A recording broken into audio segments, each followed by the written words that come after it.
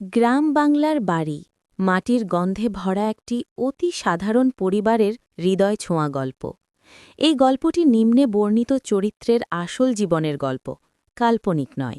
ত্রিপুরার সোনামোড়া ঘেঁষা ছোট্ট গ্রাম বেজিমারা। ধান, আখ, ফল, মূল এবং রকমারি সবজির ক্ষেত, গোমতী নদীর ধারে সবুজ বাঁশবন, আর লাল মাটির সরু পথ যেন কোনো জাদুর দেশের দিকেই নিয়ে যায়। এই গ্রামের মাঝখানে দাঁড়িয়ে আছে একটি পরিপূর্ণ বাড়ি। এ বাড়িতে থাকে রিপন, লিটন, মিটন, ৩ ভাই, তাদের স্ত্রী, কচিকাচা আর বাবা মা। তাদের বাবা তোতামিয়া মাটির মানুষ, গরু, ছাগল, হাঁস, মুরগি আর কৃষিকাজ নিয়ে ব্যস্ত থাকেন।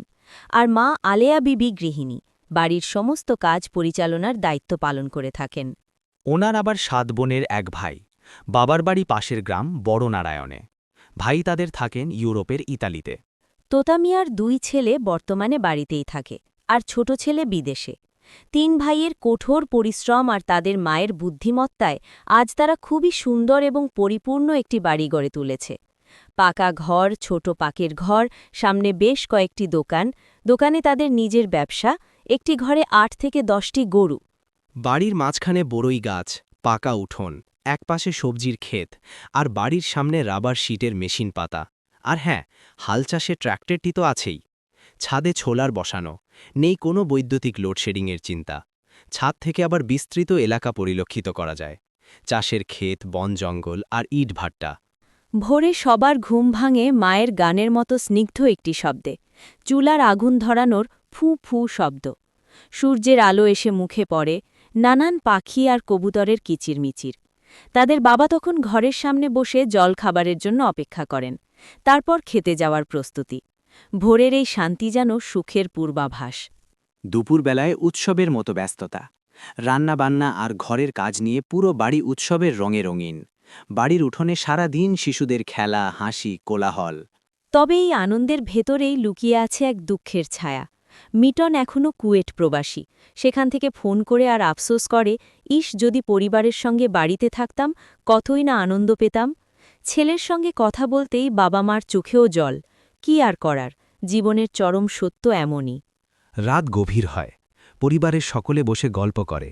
একদিন বাবা বলল, মাটির বাড়ি ভেঙে যায় রে, কিন্তু এই মাটির মানুষগুলো ভাঙে না। বাবা ছেলের কথা শুনে মায়ের চোখে জল, কিন্তু সেও ছেলের মাথায় হাত বুলিয়ে বলে, আমাদের ঘরটা ছোট হলেও ভালোবাসা খুব বড়। পরের সকাল, গ্রামের লোকেদের এই বাড়িতে আনাগোনা। রিপন ভাই, লিটন ভাই, কই গেলে? বাবা অভিভূত হয়ে বলেন, এই গ্রামটা আমাদের পরিবার। আর এদিকে কাজের হুড়হুড়ি। রিপনের খালাতো বোনের পাশেই বাড়ি, নাম তার সালমা। তার প্রভাব অনেক, মনে হয় যেন পুরো বাড়ির সর্দার। আর এইদিকে রিপনের অন্য এক খালার বাড়ি হচ্ছে শহুরে এলাকা মেলাঘরে। ওই খালার নাম ফুলজান বিবি। ওনার ছেলে ফারুক আবার তার রিপন ভাইদের বাড়িতে যখনই যায়, সে বরাবরই একজন সেলিব্রিটির ভাব ধরে থাকে। সন্ধ্যের আগেই আবার রিপনের দোকানের সামনে গ্রামের একঝাঁক যুবকের আড্ডায় মেতে ওঠে গ্রাম। তাদের মা আলেয়া বিবি এই সব কিছু দেখে মনে অনেক শান্তি পান। তার মনে হয় ঘর ভেঙে যেতে পারে, কিন্তু মানুষের মনের শক্তি কখনো ভাঙে না। গল্পের শেষ কথা, এক রাতে রিপন আকাশভরা তারার নিচে শুয়ে ভাবল, আমাদের মাটির বাড়ি শুধু ইট মাটি নয়, এ হলো ভালোবাসা, কষ্ট, উৎসব আর মা, বাবা আর ভাইদের হাতের শক্তিতে গড়া এক পরিবার। এ বাড়ির প্রতিটি ফোকরে লুকিয়ে আছে জীবনের শিক্ষা। দুঃখের পরেই আনন্দ আসে, ভাঙনের পরেই নতুন গড়ন, আর গ্রামের মানুষ মানে একসাথে থাকার নাম।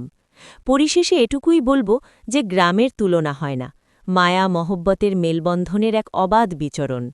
পরিবারের পক্ষ থেকে রিপন সবার কাছে দোয়া চেয়েছে।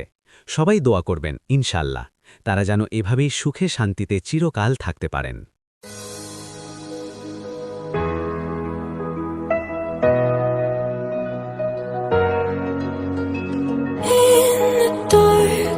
Night, the stars light up the sky. We see them flying free.